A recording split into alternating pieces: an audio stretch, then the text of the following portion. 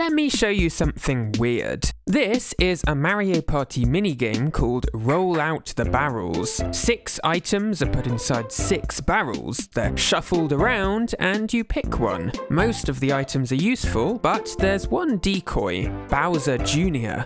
Pick his barrel and you end up with nothing.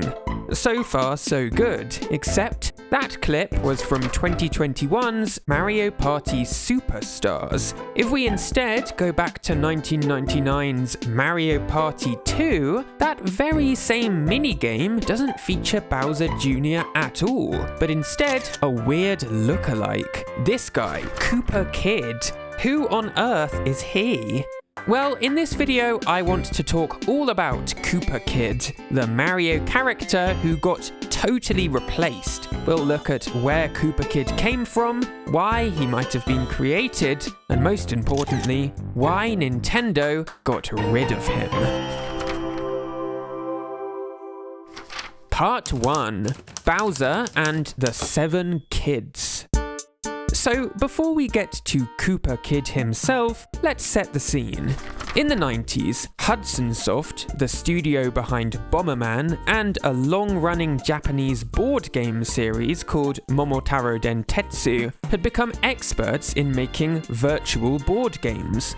But after releasing countless Momotaro entries, Hudson's developers had a hankering to try something new. As director Kenji Kikuchi later recalled, it all started with an idea within the company. What if we combined board games with mini-games? Hudson built some basic prototypes before taking the idea to Nintendo.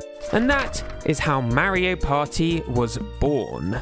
So, most of Mario Party 1's boards are the kind of thing you'd expect. A tropical island, a giant cake, some jungle ruins. But the final board is different. It's only unlocked after you've played every other board and collected 100 stars in total. When you do that, Bowser comes and steals all of those stars, and a special board is unlocked, Eternal Star. So, this is Eternal Star. It's a shattered star floating in space. And to get your stars back, you have to defeat 7 underlings of Bowser. You might expect that to be the Koopalings, but instead, the game introduces 7 new characters, mini versions of Bowser. Who are these weird little Bowsers? Well, in Japanese, they're known as Mini Koopa or Mini Bowsers. When Nintendo of America translated the game into English, they renamed them Baby Bowsers. And just to be clear, those aren't the same as Baby Bowser from Yoshi's Island, who is literally Bowser as a baby. No, Mario Party's Baby Bowsers are separate characters entirely. Bowser calls them his cohorts, implying they're his minions or underlings. But in Japanese, he goes further, calling them his bunshin, meaning alter egos or copies. In other words, these baby Bowsers are essentially fragments or extensions of Bowser himself. Interesting. So why did Hudson create this new character, Baby Bowser? Well, based on the fact that there are 7 of them, I think Hudson Soft originally intended to use the Koopalings as part of the game's final board. But for whatever reason, they couldn't. Perhaps Nintendo didn't want the Koopalings popping up in this new experimental Mario board game.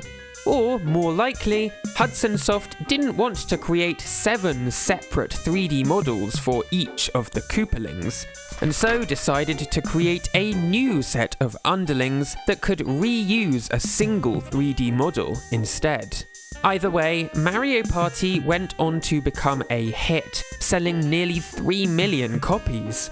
And so, Hudson Soft immediately began work on more Mario Party games. In a way, Baby Bowser was their pet character. He was an original creation of the studio, and they found ways to bring him back in each of the following games. In Mario Party 2, he appears on each of the game's boards, stealing coins from players. That's not his only appearance in the game. In some of Mario Party 2's mini-games, Baby Bowser acts as a decoy, like in Roll Out the Barrels, which I mentioned earlier.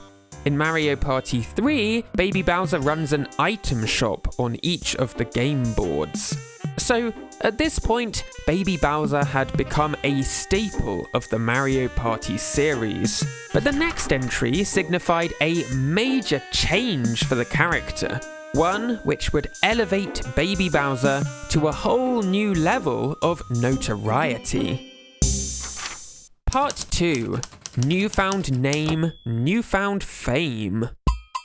With Mario Party 4, the series made the jump to new hardware, the GameCube, and with that came an opportunity to make some changes to the Mario Party formula. For instance, Baby Bowser. In Mario Party 4, the character was completely renamed outside of Japan. In Europe, he was now Mini Bowser. In the US, he was Koopa Kid. If you're keeping track, that's now 3 official English names: Baby Bowser, Mini Bowser, and Koopa Kid. Not confusing at all. At this point, it's worth asking, who is Koopa Kid even meant to be? It's not very consistent from game to game. In Mario Party 1, he's described as a kind of minion of Bowser, his cohort. That's backed up by Mario Party 2's manual, one of Bowser's many henchmen. But in other games, he calls Bowser Dad, and Bowser calls him Son. All in all, the connection between Bowser and Koopa Kid is unclear at best. Returning to Mario Party 4 then, Hudson decided to give Koopa Kid a bigger role than ever before. Not only does he make cameos throughout the game as before, but in Mario Party 4, you can actually play as Koopa Kid himself, albeit only in a side mini-game. It was clear Hudson had high ambitions for this mini version of Bowser they'd created.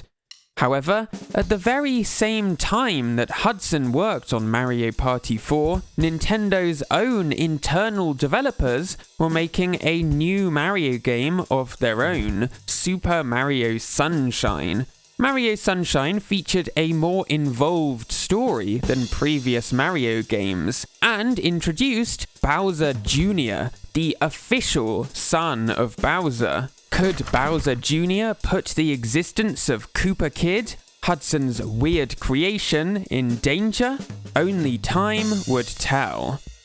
In the meantime, Hudson soon began work on Mario Party 5, which elevated Koopa Kid to an even higher level of prominence. In both Mario Party 5 and 6, Koopa Kid is a fully playable character, not just in an obscure side mode, but in the regular Mario Party board game. This was the peak of Koopa Kid's fame. For the first time, he stood alongside series staples like Mario, Luigi, Donkey Kong, and Peach.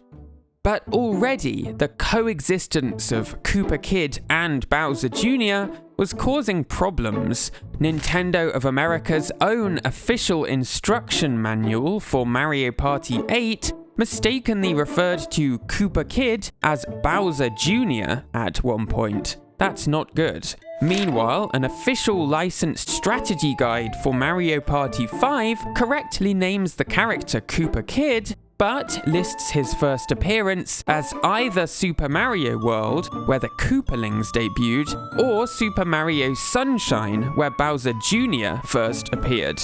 Again, this is an officially licensed guidebook, and it truly has no idea who Koopa Kid even is. So, if Nintendo's own official promo materials can't work out the difference between Koopa Kid and Bowser Jr., then what hope is there for the rest of us? There was no way that these two characters could peacefully coexist, and Nintendo knew it. This was the beginning of the end for Koopa Kid. Part 3. The Fall of the Kid Empire. So, in a way, I think the simple instruction manual slip-up of Mario Party 5 came as a sort of wake-up call to Nintendo.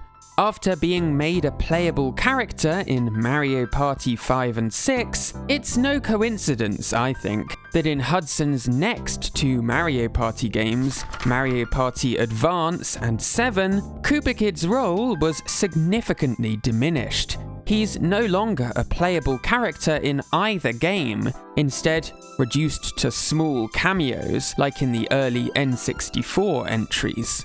But it's Mario Party 8 which holds the smoking gun, the key evidence that Nintendo wanted Koopa Kid completely gone. You see, within the game's data are both sprites and 3D models of Koopa Kid. This would have been his first appearance on the Wii. For instance, on the board Tycoon Town, game data suggests Koopa Kid was intended to be Bowser's chauffeur, driving him around the city. However, before the game's release, Koopa Kid was entirely removed from Mario Party 8. He was replaced with other generic Mario enemies. The character driving Bowser around became a toadie, for instance. So, it's impossible to know for sure what happened behind the scenes during Mario Party 8's development. But to me, this seems like clear evidence that Nintendo got cold feet about the idea of having both Bowser Jr. and Koopa Kid existing simultaneously. After all, not only do both characters fulfill similar roles, they even look extremely similar. And if only one of the pair was to remain, it's pretty clear that the character created by Nintendo themselves, Bowser Jr., would win out. And so, before Mario Party 8's release, Nintendo likely had Hudson remove Koopa Kid from the game. But it was what happened next that truly sealed Koopa Kid's fate forever. Part 4, not just deleted, replaced. After Mario Party 8's release in 2007, things started going quickly downhill at developer Hudson Soft. Over the next few years, employees started leaving the company, profits started to fall, and Hudson Soft was eventually bought by Konami before being completely shut down a couple of years later. In the end, Mario Party 8 would be the very last game in the series developed by Hudson Soft. But many of those employees who left Hudson joined a different studio called ND Cube, later renamed Nintendo Cube. As the name implies, the studio was part owned by Nintendo. Development on the next Mario Party game soon began, and from the outside you might never know that the game's longtime developer had been shut down. But with the move to a new studio owned by Nintendo, the company had a much tighter control over the series than ever before. I don't think it's a coincidence that from this point onwards, Koopa Kid never appeared in a single Mario Party game again. In titles like Mario Party Superstars, which bring back minigames from older entries, any previous appearance of Koopa Kid is entirely replaced with Bowser Jr. Again, see Roll Out the Barrels, where Koopa Kid is gone with Bowser Jr. taking on his role. This complete one-for-one replacement really feels like Nintendo saying once and for all that Bowser Jr. is Koopa Kid's successor. But if you know where to look, you can still find traces of this near-forgotten Mario Party character. Let me show you what I mean. Mario Party Superstars includes box art from some of the older Mario Party games. And if you zoom in closely on the box of Mario Party 5, here is Koopa Kid. Or take a look at the box of Mario Party 6, and here you can find Koopa Kid as well. Those are the only traces of this character that remain in Mario Party to this day.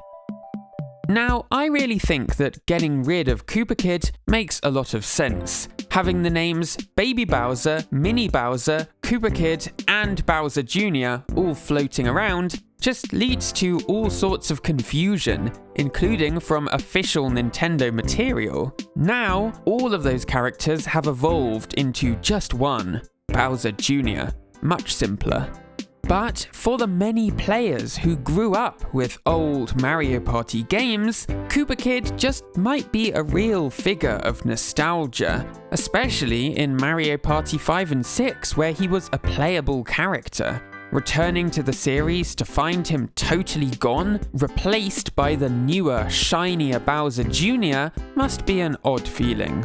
But now you know what happened to Koopa Kid, the Mario character who got deleted. Hey, thanks so much for watching. Videos like these are made possible thanks to my kind patrons, including Aaron and Catherine, Arthur Nicole, Brett and Eric, Cyprian Eov, Daryl Gero, Ellie Birnbaum, Eliza the Doe, Fresh Poetic, Jim Gilsonan, Kieran Chan, Lucas Little, Michael Gunter, Robin Stick, Skator Pie, and Thomas Söderlund.